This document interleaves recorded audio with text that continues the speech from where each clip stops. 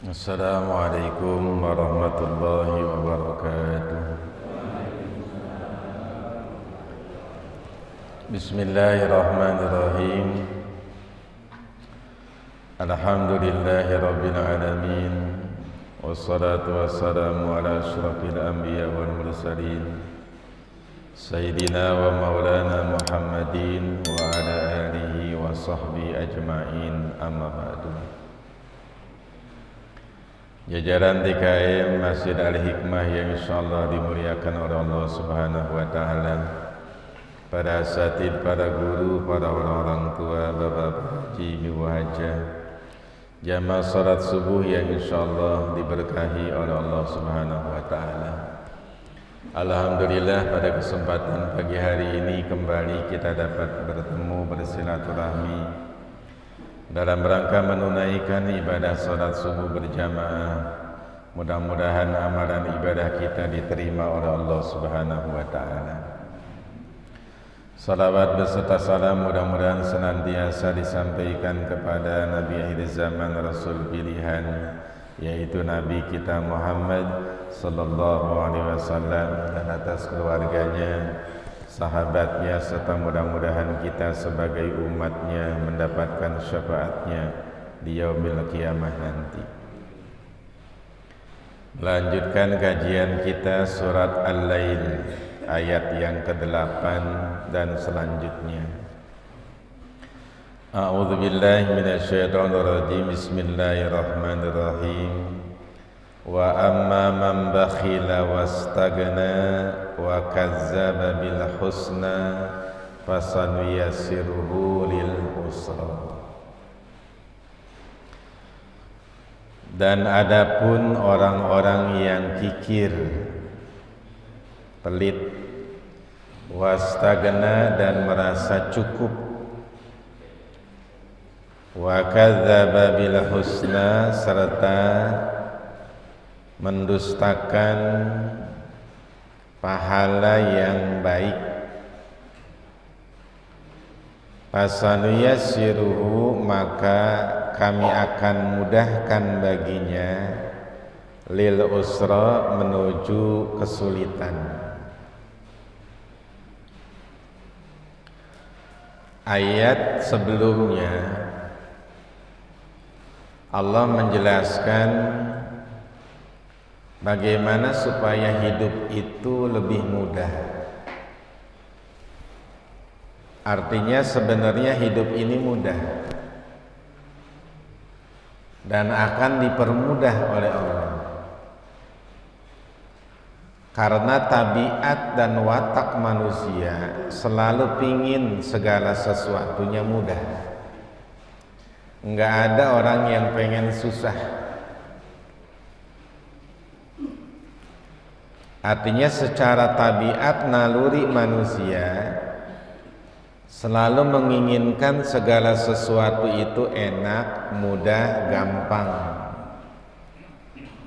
dan nggak pengen yang susah-susah.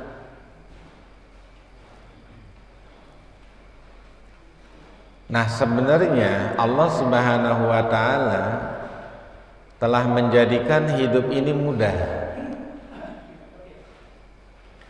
Bagaimana tidak mudah kalau kita lahir tanpa kita minta,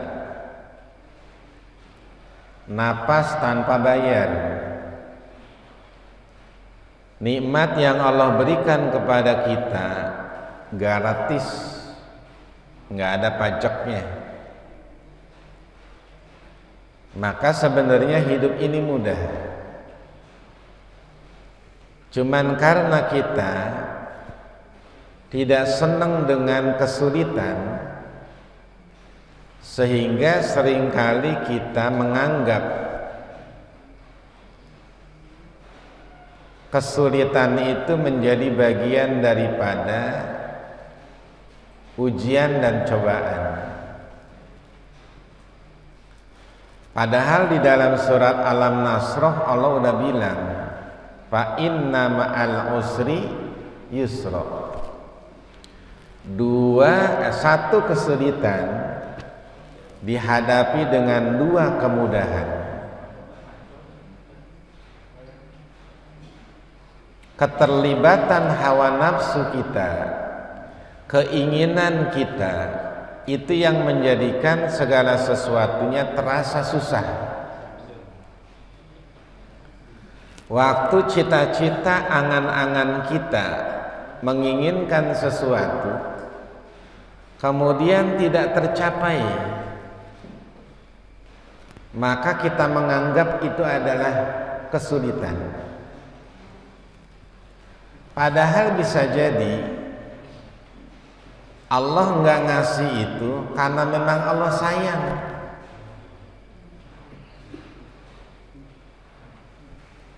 Fa'asa an tuhibbu syai'an wa huwa syarrul lakum.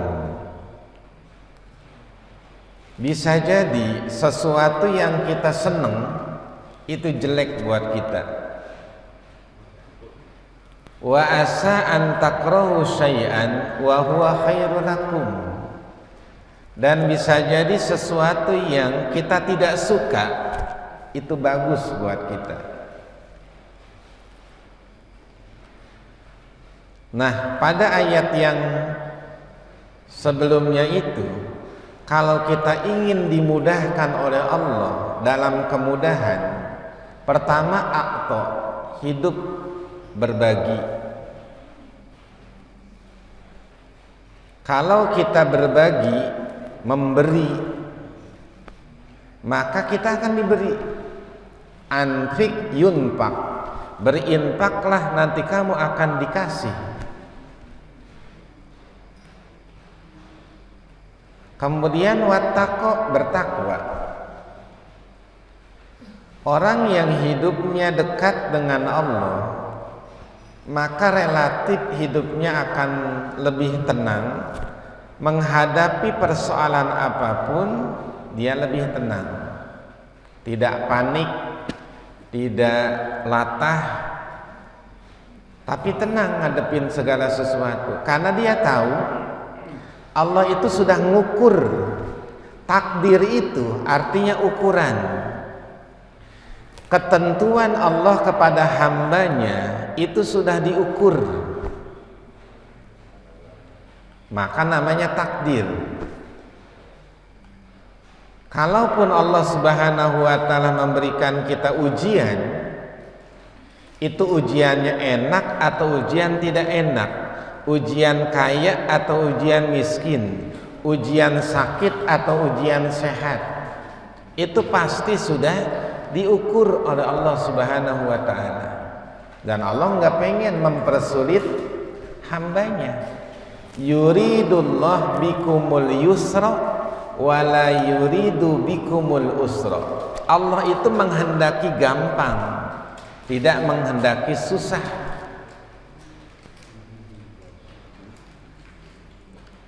Kemudian wasaddaqo bil husna, membenarkan janji Allah nanti di akhirat. Wa ma anfaqtum min khairin fahuwa yuhliku. Apapun yang kamu berikan dari kebaikan pasti akan diganti. Entah digantinya di dunia, entah digantinya di akhirat, tapi pasti diganti. Karena Allah nggak mungkin mengingkari janji. Nah, sekarang kebalikannya, ayat 8 ini Allah menjelaskan wa amma man bakhila. Adapun orang yang pelit, bakhil, wastagna, dan merasa cukup.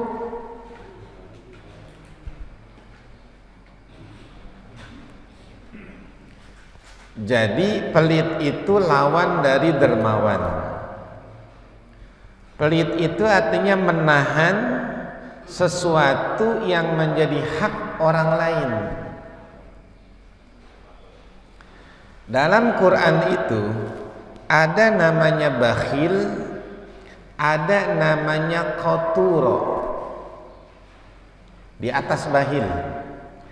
Kalau namanya bahil itu kepada orang lain. Ya buat dirinya dia jajan sendiri, makan dia makan sendiri, pokoknya buat dirinya dia gampang. Tapi buat orang lain nggak boleh, itu bakhil namanya. Kalau buat sendiri dia royal, beli ini beli itu pokoknya. Tapi untuk orang lain enggak, itu bakhil namanya. Ada lagi namanya qoturo di atas itu. Jangankan buat orang lain, buat diri sendiri aja dia pelit. Dia rela aus, rela lapar, yang penting duitnya nggak kepake. Itu namanya di atas bakhil tuh.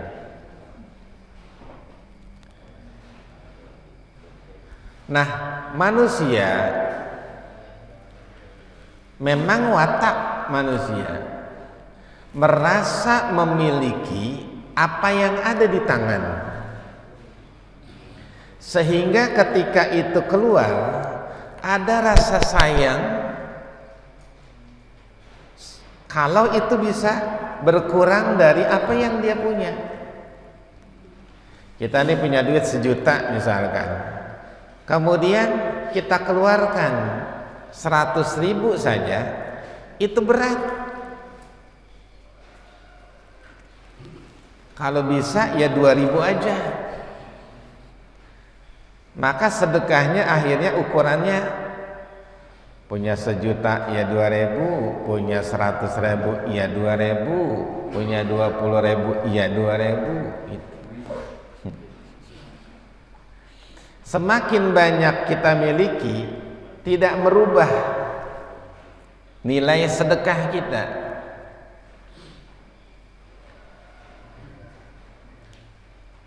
Nah, watak kita sebagai manusia itu rata-rata ya memang sayang kalau apa yang kita miliki harus dibagi untuk orang lain. Makanya dalam Quran tuh banyak Allah ngerayu manusia supaya rajin berbagi. Karena pertambahan harta yang kita miliki itu bukan karena kita nabung banyak, bukan karena kita deposito, bukan karena kita arisan, bukan itu. Tapi pertambahan harta yang kita miliki itu gara-gara kita bagi. Makanya syukur itu artinya kan membuka. Lawannya kufur, nutup. La in syakartum la azidan. Kalau kamu bersyukur bukan nikmat. Makanya saya sampaikan, ada rezeki, ada nikmat. Kalau nikmat, sesuatu yang sudah kita rasakan, itu nikmat. Sekarang hari ini nih, pagi ini kita merasa sehat, merasa enak badan kita, itu nikmat namanya. Tapi kalau rezeki, sesuatu yang ada di tangan kita, tapi belum tentu semuanya milik kita. Wa fi amwalihim haqqun ma'lum lisairi wal mahrum. Dalam Al-Qur'an Allah bilang, pada harta mereka ada hak yang sudah diketahui, baik bagi yang minta maupun yang tidak minta. Suami dapat rezeki, begitu dia dapat rezeki, berarti di tangan dia ada hak istri, ada hak anak, ada hak orang lain. Anak nggak minta tapi harus dibagi, istri tidak minta tapi harus dibagi. Kenapa? Itu haknya. Dan ada yang memang minta. Mana? Tukang minta-minta, pokorok masakin. Maka nikmat itu akhirnya, rezeki itu dibagi. Nah, ketika kita nahan rezeki itu, nikmat orang lain kita tahan, maka itulah yang disebut dengan bakhil. Orang yang bakhil, banyak ancamannya nanti di akhirat. Bakhil tidak mau berbagi, bakhil tidak mau berzakat. Tidak mau berzakat itu juga termasuk bagian daripada orang yang pelit. Itu nanti harta yang dia pelit dikumpulin oleh Allah Subhanahu wa taala. Innalladzina yaknizuna az-zahaba wal fiddah wa la yunfikunaha fi sabilillah. Orang yang nahan harta emas dan peraknya, dia tidak infakkan di jalan Allah, maka nanti emas dan perak itu akan dilebur oleh Allah jadiin triskaan. Orangnya disuruh tiduran, ditriska pakai itu nanti. Fatuk wa biha junubuhum wa juluduhum haza ma kanaztum li anfusikum fazukul adzaba bima kuntum taknizun. Yang kamu simpen, yang kamu kumpulin, kamu tidak zakat, ayo jadiin triskaan sama Allah, ditriskalah kulitnya, badannya. Nah itu pelit begitu balasannya. Wastagna, merasa cukup. Artinya merasa cukup tuh tidak butuh orang lain. Ya kan kalau orang pelit berarti dia kan tidak butuh orang lain. Nah sekarang pertanyaannya, orang yang miskin apakah dia yang butuh atau kita yang kaya yang butuh? Sebenarnya orang yang punya harta banyak itulah yang butuh kepada fakir miskin. Nanti di akhir zaman dalam hadis Nabi, orang ini nenteng-nenteng sedekah nih, tapi kagak ada yang mau nerima. Karena orang merasa cukup semuanya. Jadi nanti akhir zaman itu kehidupan akan semakin meningkat. Jadi orang tuh bawa zakatnya, bawa sedekahnya, lari ke sana, lari ke sana, lari ke sana, tapi nggak ada yang menerima. Nah berarti kita yang butuh dengan fakir miskin. Tanpa adanya mereka, mana bisa kita bersedekah? Mana bisa kita berinfak? Dalam hadis begini, al-yadul uliya khairun min yadis sufla. Tangan di atas lebih baik daripada tangan di bawah. Nah, kalau pengertiannya begitu, maka yang miskin butuh sama yang kaya. Maka ulama dibalik sama mereka. Kita nih yang kaya, yang punya, butuh sama yang kagak punya. Akhirnya bagaimana? Dia balik hadis itu. Kalau dia ngasih orang bukan begini, tapi begini, itu duit ditaruh di tangan. Nah, orang yang miskin ngambil. Nah, berarti tangan yang di atas yang mana? Nah, yang miskin ngambil. Kita yang punya tangannya begini, enggak begini, tapi begini, taruh uang di sini. Nah, itu mengisyaratkan bahwa kita yang punya butuh. Kan begini, orang mati enggak bawa duit, hartanya ditinggal, semua ditinggal. Kain kapan gak pakai kantong, nggak ada kain kapan dibikinin kantong, semua ditinggal.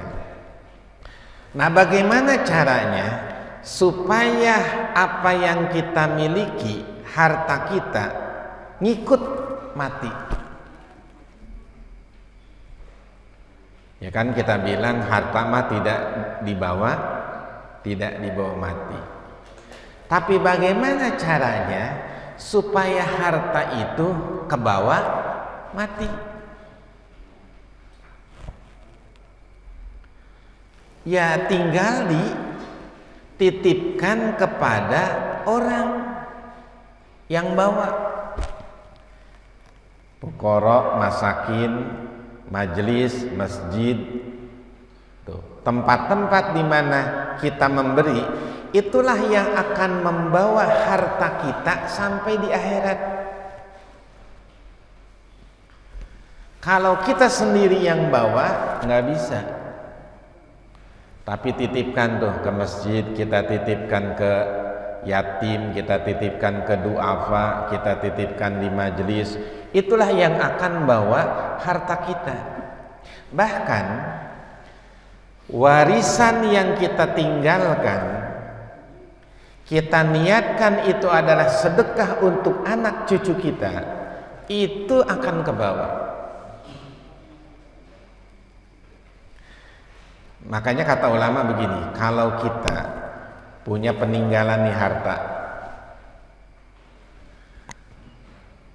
begitu kita mau mati, kita menganggap bahwa harta yang kita tinggalkan itu adalah sebuah warisan, maka dia akan menjadi sumber perpecahan. Anak yang ini ribut, anak ininya ribut, pada berebut, kita yang celaka. Tapi kalau kita niatkan bahwa apa yang kita wariskan dan kita tinggalkan adalah sedekah, sedekah buat anak cucu kita, maka dia semenjak kita niatkan itu sudah mengalir pahalanya untuk kita.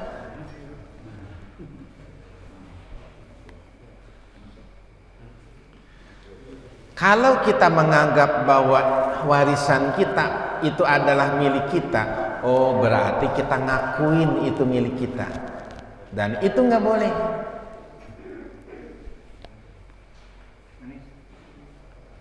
Tapi ketika kita tahu ini adalah titipan yang harus kita sampaikan, teruskan kepada anak cucu kita, maka itu menjadi sedekah.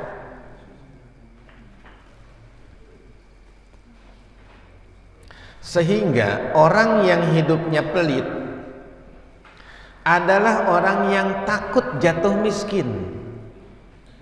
Makanya sifat pelit itu adalah sifat yang paling tidak disukai, bahkan oleh orang pelit. Nih, orang sesama pelit nih tetap tidak suka. Dia pelit nih, dia pelit. Ketemu orang pelit juga, maka kagak resep dia, padahal dia pelit. Jadi sesama orang pelit aja itu udah ribut.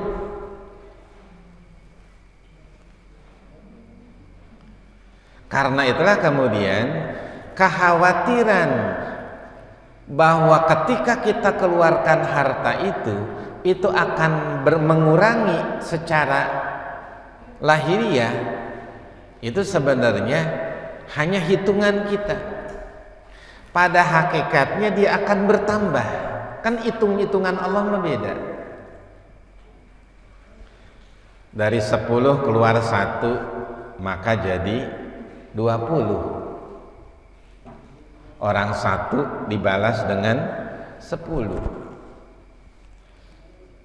Kita ngeluarin 2.000, maka berarti 200.000 balasannya. Jadi pertambah tuh sebenarnya nilai keberkahan harta kita, bukan malah berkurang. Berarti orang yang pelit, dia tidak mempercayai janji Allah Subhanahu wa ta'ala. Ceritanya banyak dalam Quran tuh. 1, Korun. Tadinya orang miskin, minta kepada Nabi Musa supaya jadi orang kaya. Waktu miskin mah janji, pokoknya nanti kalau saya kaya, semua orang yang tidak mampu saya bantu. Tuh ngomongnya begitu. Begitu jadi kaya, diminta zakat sama Nabi Musa, nolak. Innama utituhu ala ilmin indi. Saya ini dapat karena ilmu saya, bukan dibagi sama orang, kerja keras saya. Jadi kalau saya bagi, nggak mungkin, karena ini hasil jerih payah saya sendiri. Tuh kan, udah beda. Sa'labah di zaman Nabi miskin, kita tahu ceritanya. Kalau sholat sarungnya gantian sama istrinya, saking miskinnya. Minta kaya sama Nabi, nggak dikasih sekali, 2 kali, akhirnya 3 kali dikasih domba betina. Berkembang banyak bener dombanya. Pindah, tadinya sholatnya rajin mulai hilang, jamaahnya tadinya rajin mulai hilang, sholat Jumatnya mulai kagak kelihatan, udah pindah karena butuh lahan besar. Diminta zakat oleh Nabi, dia bilang nggak bisa, ini hasil jerih payah saya.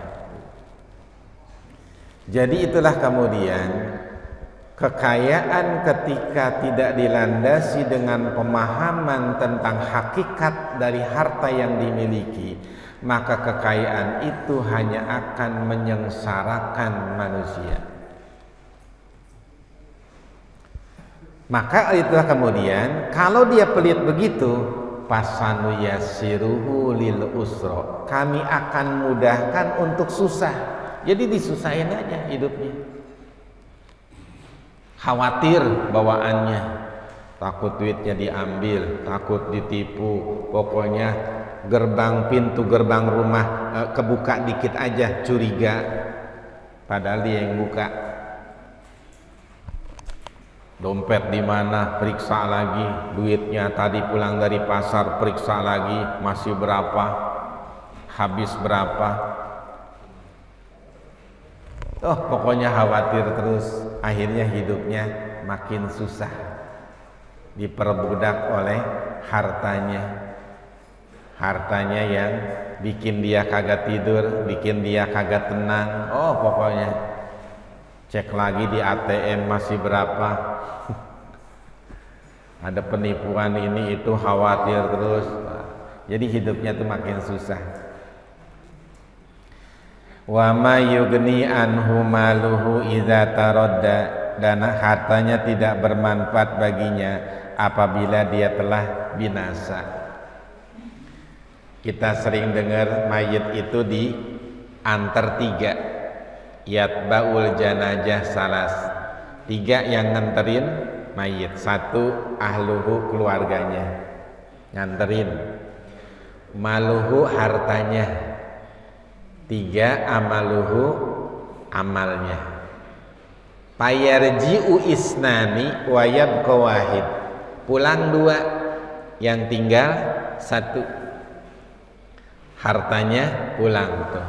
Mobil yang dia kredit pulang. Motor yang dia punya pulang. Bahkan payung, tikar pulang.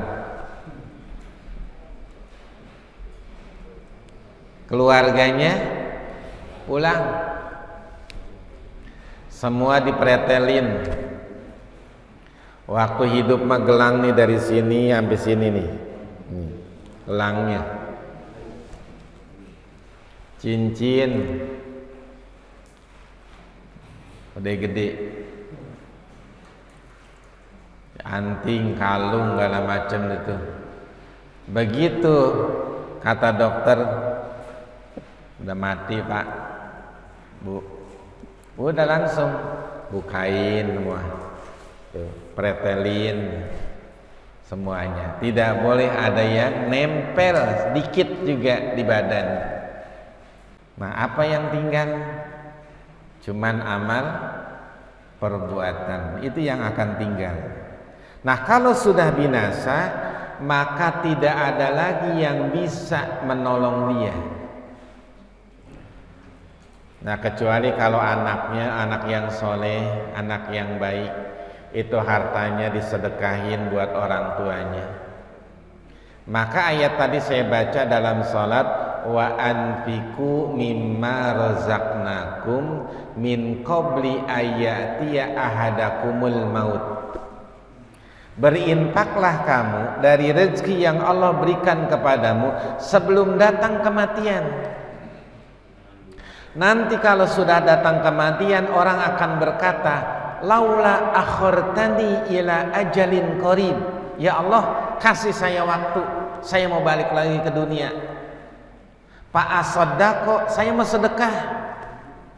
Ya orang udah mati, bagaimana mau sedekahnya? Kata Allah, ora bisa. Ngapain balik lagi? Maka dalam hadisnya Nabi mengatakan, bersedekahlah kamu di saat kamu sehat, di saat kamu butuh.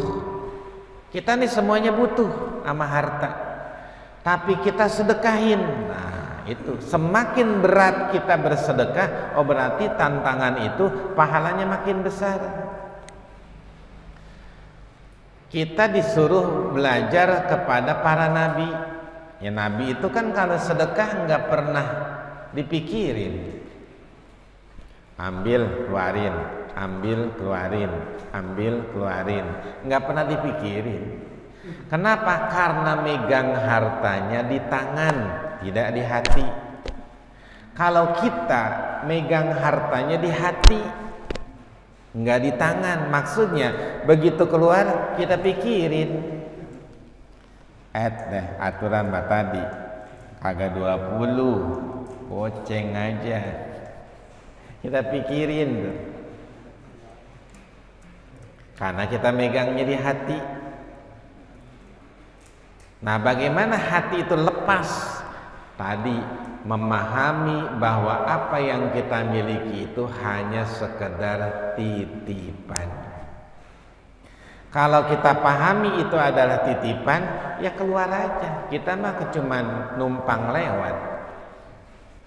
Dapat gaji seret, ke istri, ke anak, bayar ini, bayar itu, habis. Kerjanya sebulan, habisnya sehari. Numpang lewat.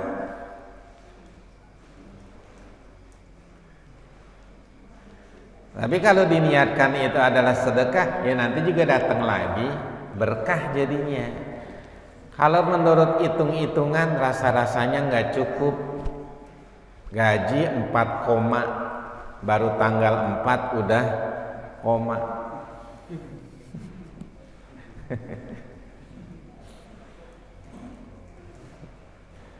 Kesononya ya mana lagi nih. Tapi karena memang kita yakin namanya rezeki dari Allah, ya ada aja terus. Ada aja waktunya. Nah inilah kemudian janganlah jadi orang yang pelit. Al-bahil sajaratun pinnar wa agsanuha mutadaliyatun ilalabi. Pelit itu pohon di neraka, cabang-cabangnya keluar ke dunia. Siapa yang megang cabang itu, maka dahannya akan narik dia ke neraka. Tapi yang namanya pelit itu relatif. Makanya dalam ilmu tasawuf itu nggak ada sih bahasan tentang bab pelit, nggak ada. Yang ada adalah toma. Toma itu artinya serakah. Ada. Misal, ini bakal jadi kurban nih. Besok kita bakal ngadepin kurban. Ibnu Abbas, sahabat Nabi, itu dia pengen ngilangin sifat tomaknya, sehingga setiap idul kurban dia mah nggak punya kambing, ya ayam dia potong. Ayam dia potong supaya hatinya nggak gantung ke panitia kurban.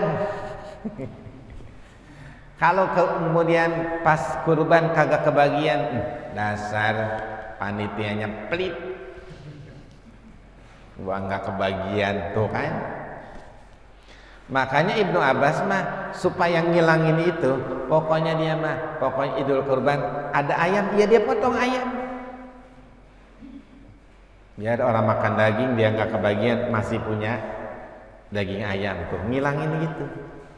Makanya pelit itu relatif. Misalkan sama si A dia pelit, tapi sama si B dia nggak pelit. Tetangga yang ini sering dibagi, tetangga yang itu jarang dibagi. Maka yang jarang akan ngomong dia mah pelit. Yang sering dibagi, oh dia mah dermawan. Oh, kan beda. Makanya pelit itu karena kita nih pengen dibagi. Ini yang menyebabkan kita memvonis seseorang pelit atau tidak. Karena dia sering bagi, oh dermawan orangnya. Tapi satu pihak pelit, dia mah nggak pernah bagi, ya kan? Memang nggak pernah dibagi. Jadi artinya kita jangan pernah mengharapkan untuk dibagi oleh orang. Kalau kita berharap dibagi oleh orang, ketika orangnya tidak bagi, kita akan sifati orang itu dengan pelit. Padahal bisa jadi dia nggak pelit. Nah, yang dimaksud pelit dalam Quran adalah menahan sesuatu yang wajib. Mana? Orang nggak mau zakat, nggak mau infak. Itulah yang disebut dengan hakikat pelit. Kenapa? Karena wajib mengeluarkannya. Padahal kita ngasih istri itu sedekah, ngasih anak itu sedekah, ngasih cucu itu sedekah, semuanya itu nilainya semuanya sedekah. Artinya kalaupun kita nggak bagi ke orang tapi bagi kepada keluarga, kita belum kategori pelit. Kenapa? Karena kita punya tempat untuk berbagi. Kan kata Nabi, ibda biman ta'ul, dahulukan orang yang dekat. Kita punya rezeki ini, daripada yang jauh, dahulukan yang dekat. Ada kerabat kita nggak mampu, ya ke situ dulu daripada lain-lain. Kurban misalkan, ini daging kurban, ya orang di lingkungan aja masih butuh, nggak perlu ke depan. Di lingkungan masih banyak yang butuh nih, ya ini dulu deketin, penuhin dulu nih, baru kemudian keluar. Gitu sistemnya. Kalau di antara keluarga kita ada yang tidak mampu, maka dia dulu yang kita bantu sebelum orang lain. Itu ketertibannya begitu. Dalam surat Taubat itu orang tua, kerabat, yatim, dua apa, baru tuh. Misalkan kita punya rezeki, ada orang tua kita kurang mampu, nah itu duluin. Ada kerabat kita kurang mampu, itu duluin. Kenapa? Dipelihara dua. Satu, memelihara silaturahmi. Dua, memelihara nasab. Masih satu nasab dengan kita.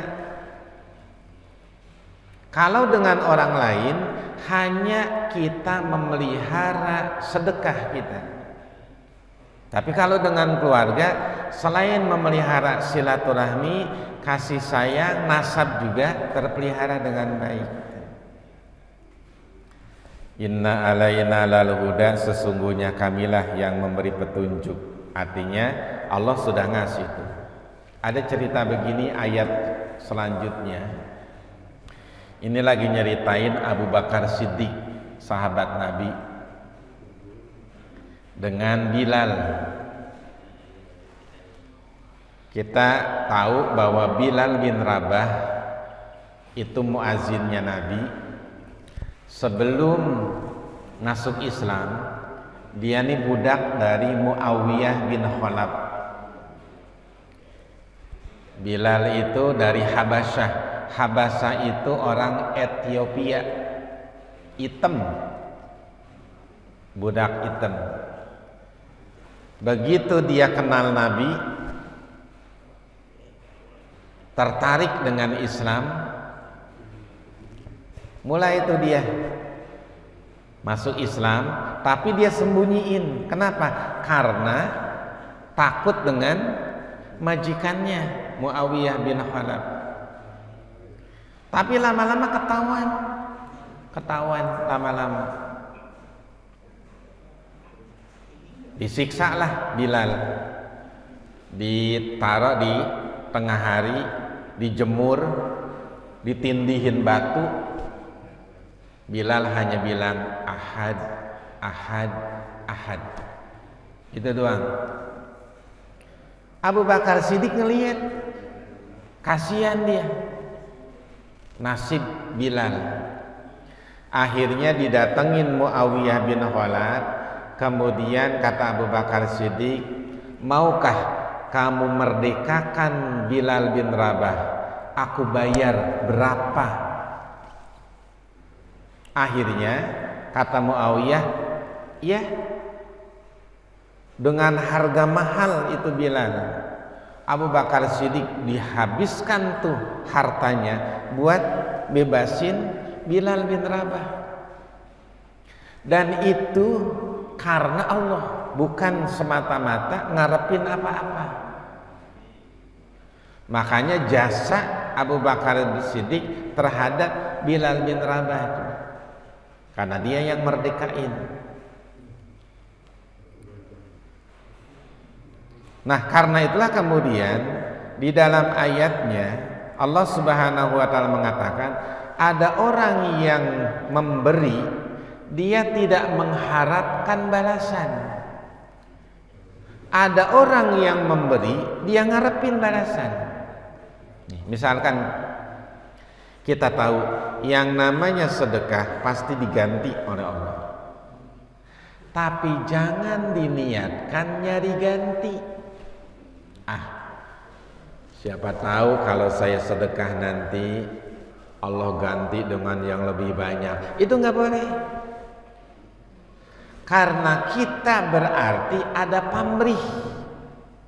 Kita ngasih orang, karena kita tahu nih, kalau kita sedekah nanti ada orang yang bagi kita.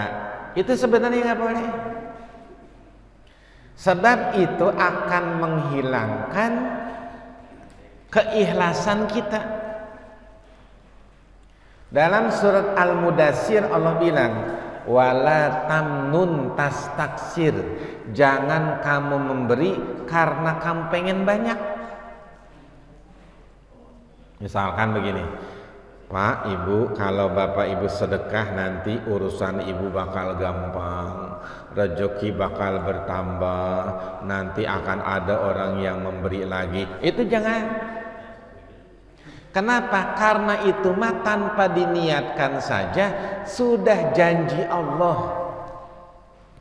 Kayak kita nih ibadah nih, kita sholat, apakah pengen pahala? Apakah pengen dapat surga? Apakah hanya karena Allah? Tiga nih. Kalau kita ibadah pengen pahala, ini berarti masih pamrih. Kalau kita ibadah pengen surga, masih ngarepin makhluk. Kalau ibadah hanya karena Allah plus murni itu, ya selesai. Surga pasti dapat, pahala ya otomatis. Nah, maka jangan ngarepin makhluk. Pahala ya makhluk Allah, surga ya makhluk Allah, neraka ya makhluk Allah, manusia ya makhluk Allah. Ngapain ngarepin sesuatu yang tidak bisa memberi manfaat buat kita? Paling orang cuman bilang, oh rajin betul, ibu rajin betul, hanya segitu. Kagak bisa ngasih pahala, tidak bisa ngasih surga. Maka orang yang ibadahnya naik kelasnya, ya dia hanya karena Allah. Kalaupun dia sedekah, ya udah karena Allah. Itu yang harus naik peringkatnya. Ya memang sedekah itu mempermudah urusan. Kan kalau begini, kalau kita bersedekah, Allah hindarkan kita dari bencana, Allah akan berikan kemudahan, Allah akan ganti dengan yang lebih banyak. Ya begitu memang. Tapi itu jangan diniatkan. Niat mah hanya karena itu aja udah. Fa anzartukum naron narazo, maka aku memperingatkan kamu dengan neraka yang menyala-nyala. Orang-orang yang pelit nanti akan dimasukkan ke dalam neraka lazo. Neraka lazo itu termasuk neraka yang dimana nanti umat Nabi banyak di situ. Neraka lazo itu. Jadi umat-umat Nabi yang punya dosa besar, yang keburukannya lebih banyak daripada kebaikannya, ke situ dulu. Mampirnya di neraka lazo. Kala innaha lazo naza'atal lisyawa. Jadi begitu masuk neraka lazo, naza'atal lisyawa, ini kulit kelupas karena saking baru masuk saja ini kulit udah kelupas karena saking panasnya tuh neraka lazo. Nah nanti banyak umat Nabi yang masuk dulu ke neraka lazo. Cuman bagusnya kalau umat Nabi itu kalaupun masuk neraka, dia tidak akan didekati oleh api nerakanya. Jadi ngasih jarak begini nih. Kenapa? Ada iman dikit. Ada iman dikit sehingga api neraka tuh begini. Set. Nah, enggak membakar tapi begini. Ya tapi kan segini juga yang namanya neraka itu tadi panas walaupun segini, walaupun nggak bakar tetap aja. Nah itu karena memang ada kadar iman di situ. La yaslaha ilal asqa, yang akan masuk hanyalah orang-orang yang celaka, orang yang paling celaka. Alladzi kadzdzaba wa tawalla, yaitu orang yang mendustakan kebenaran dan berpaling dari keimanan. Nah, wasayujannabu al-atqa, dan akan dijauhkan dari neraka orang yang paling bertakwa. Jadi takwa itu kan namanya jima'u kulli khair, penghimpun segala kebaikan. Orang dermawan ya orang bertakwa, orang yang khusyuk orang bertakwa, orang yang ikhlas ya orang yang bertakwa. Itu takwa itu menghimpun semua sifat-sifat dan perbuatan baik, itu namanya takwa. Maka mereka akan dihindarkan dari api neraka. Nah, alladzi yu'ti malahu yatazakka, yang menginfakkan hartanya untuk membersihkan. Fungsi sedekah zakat itu adalah pembersih. Pembersih apa? Harta kita misalkan 100.000, ini masih kotor. Berarti begitu kita keluarkan sedekahnya atau keluarkan zakatnya, kita sedang membersihkan harta kita dari hak orang lain. Dari harta kita diambil 2,5%, itu yang 2,5% itu membersihin harta. Nah, berarti kalau sudah dibersihkan, maka harta itu semakin berkualitas. Memang lahiriahnya berkurang, tapi nilainya bertambah. Nih, pohon jati pohon jati. Antara pohon jatinya satu dengan yang sudah dijadiin kusen, jadi itu lebih mahal, udah jadi kusennya. Kenapa? Karena yang itu pohon belum jadi, masih kotor. Akhirnya kulitnya dibuang, sebagian dibersihin, kemudian berarti kan berkurang dia dari gelondongannya itu. Tapi kalaupun berkurang gelondongannya, begitu dijual harganya lebih mahal dibandingkan satu pohon itu. Nah, sama dengan harta kita. Harta kita yang gelondongan ini masih kotor. Dia masih nyangkut hak orang lain. Makanya zakat itu bagi Nabi dan keluarganya haram hukumnya. Yang namanya Bani Hashim, Bani Muttalib, keturunan Nabi dari pihak ayah dan keturunan Nabi dari pihak ibu, itu haram nerima harta zakat. Kenapa? Karena dia adalah kotoran manusia. Ya, begitu yang kita keluarkan itu kotornya tuh. Yang kita simpen bersihnya. Maka Nabi dan keluarganya enggak boleh makan harta zakat. Itu kotoran manusia, daki manusia. Makanya kemudian begitu kita keluarkan secara hitungan dia berkurang, tapi secara berkah dia bertambah. Maka yang begitu akan menjadikan apa yang kita keluarkan semuanya bernilai ibadah kepada Allah Subhanahu wa taala.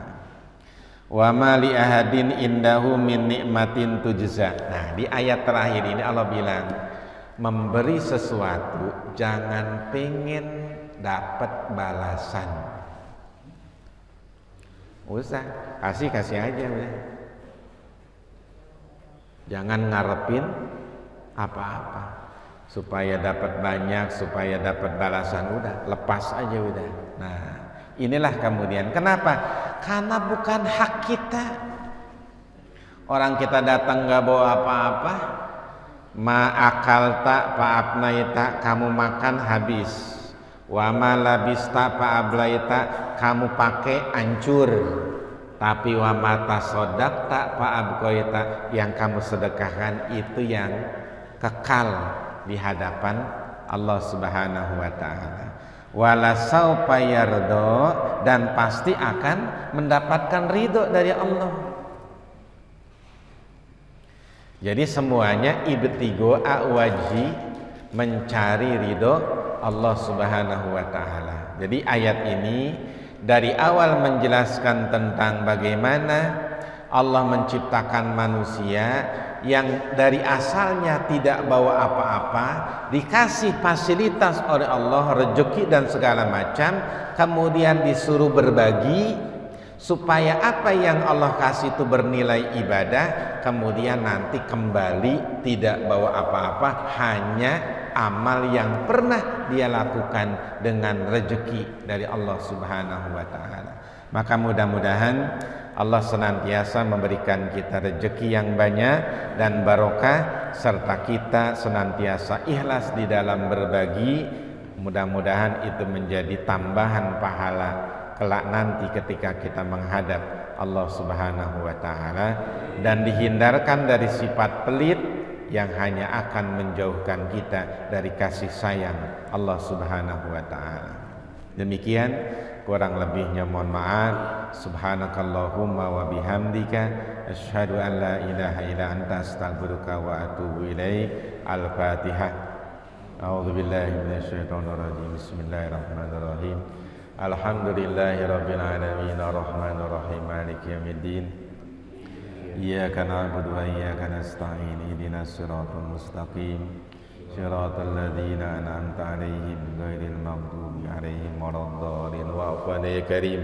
Allahumma bihaqqil fatihatil mu'azzamah wa sam'il masani an tabtah lana bikulli khair wa an tatafaddala alaina bikulli khair wa an taj'alana min ahlil khair wa an tu'amilana mu'amalataka li ahlil khair wa an tahfazana fi adyanina wa abdanina wa anfusina wa ahlina wa amwalina wa auladina wa ashabina wa ahbabina min kulli mihnatin wa fitnatin wa bu'sin wa dhair innaka waliyyu kulli khair mutafaddilun bi kulli khair wa mu'ti li kulli khairin ya arhamar rahimin da'wahum biha subhanakallahumma wa tahiyyatun biha salam wa akhir da'wana alhamdulillahi rabbil alamin.